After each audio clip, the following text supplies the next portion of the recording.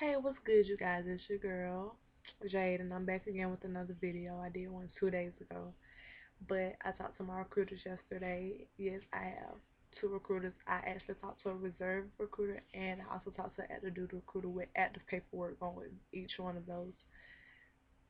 But right now, it seems like I'm going to end up going active duty instead of going reserve. And the reason being is because I talked to my reserve recruiter and he still hasn't heard anything on my pharmacy job about basic training. I don't think he could tell me is that they're waiting to get the funding for the schooling. And I'm kind of looking like, okay, you know, whatever. But I also told him to let me know if there was any security forces jobs that became open in the reserve unit for the base that I was going to be working on, the base where I had my pharmacist job, or the one that's in Atlanta because I'm from Georgia. But I also talked to my active duty recruiter, and when I started my paper with my active duty recruiter, he actually showed me a calendar of when the pharmacy techs would like go to basic training and when their tech schools would be. And that's another 6 or 7 months down the road. So basically, I don't want to sit around for another 6 or 7 months waiting to leave. So I took security forces because it was one of the quickest ways to get into the Air Force because it's undermanned and they need more people in the security forces job. But then also, I'm not your typical girly girl. I like to shoot weapons and everything like that. So I took the job. And because you get mad gear, like, yeah, I might regret it later on because it's gonna be so much to carry, but you get like mad gear, and I want all of that stuff for some reason.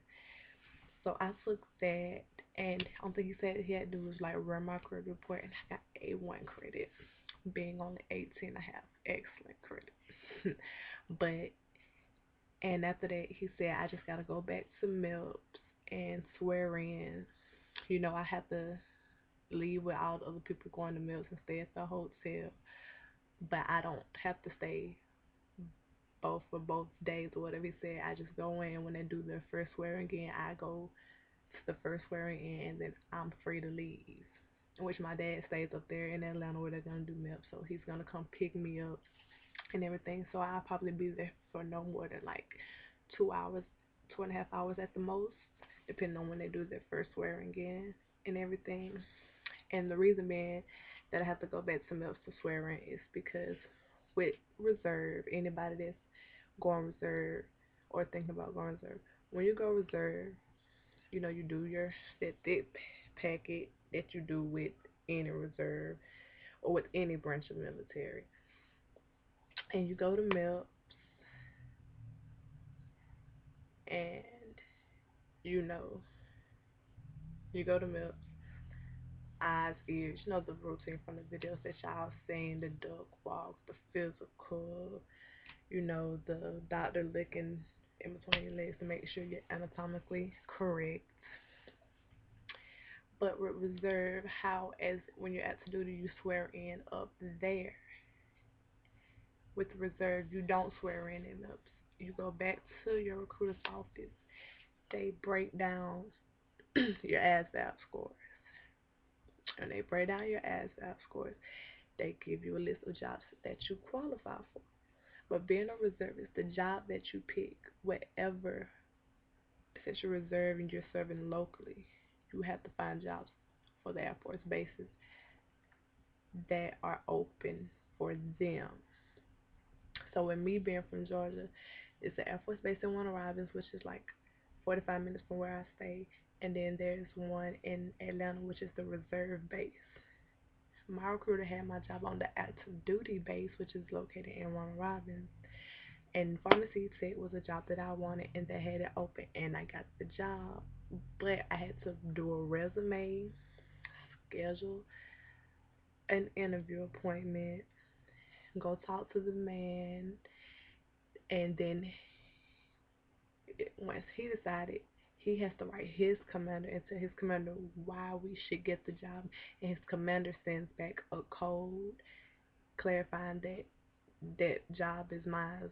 And if I wasn't to leave probation for the reserve 2 years, for 2 years down the road, nobody can get my job because I have that code stating that I have that job, that pharmacy tech job on the position. But talking to my active duty recruiter, like I said earlier, he showed me a calendar of when pharmacy techs leave, and pharmacy techs do not leave until like the end of July, early August, and late June at the earliest. And I can't sit around another 6 or 7 months. So, once again, like I said, I took security force. So, that's pretty much where I'm standing right now. My duty recruiter said, go ahead and swear in. My job will be locked in by the end of the month, early February.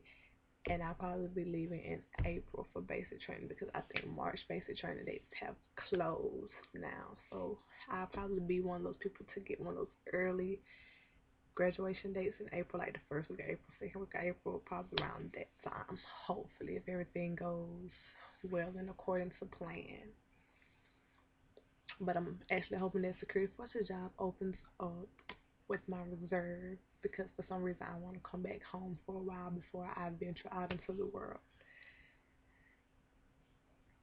But yeah, that is pretty much the latest update since 2 days ago, which actually makes me happy because it's showing that some progression is being made. That lots of progression is being made. So,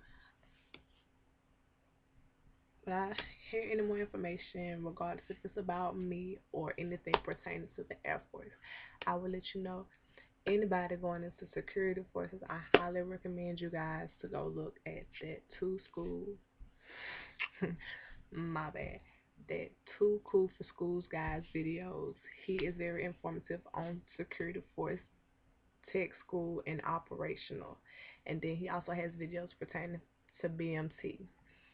And I asked him to do a video for us females to get a female's perspective. But if he doesn't, then ladies, don't worry. I have you guys if nobody beats me to it, I have you guys with Security Forces Tech School and Operational and BMT as well. I will inform you guys as ladies on any and everything that we need to know because it's all good and cool hearing it from guys, but they can only tell their side, and we need a female's perspective to tell us how training and everything is for us.